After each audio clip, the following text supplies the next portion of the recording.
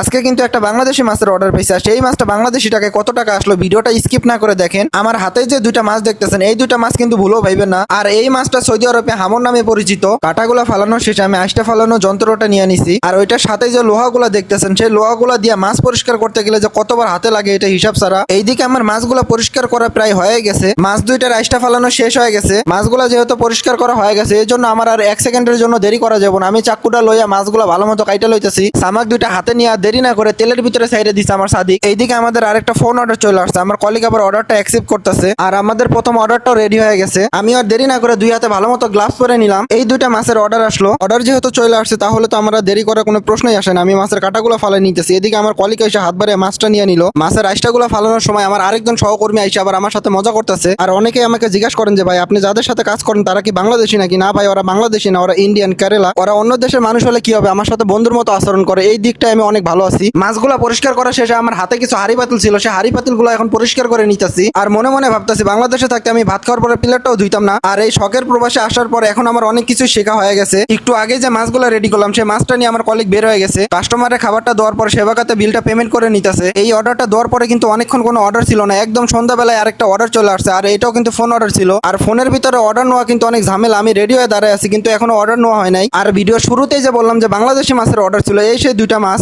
আর এই মাছটা যে বাংলাদেশিরা চিনবে না এমন কোনো মানুষ নাই। আর এই দুইটা তেলাপিয়া মাছের দাম ছিল 25 রিয়াল, বাংলাদেশি টাকায় প্রায় 800 টাকা। আর একটা বিষয় আপনাদের কাছে খুব জানতে ইচ্ছা করে, আমার ভিডিও আপনাদের কাছে কেমন লাগে? যদি ভালো লাগে তাহলে অবশ্যই কমেন্টে জানাবেন। আর সবাই সুস্থ থাকবেন, ভালো থাকবেন, পেজটা ফলো দিয়ে পাশে থাকবেন। আসসালামু আলাইকুম।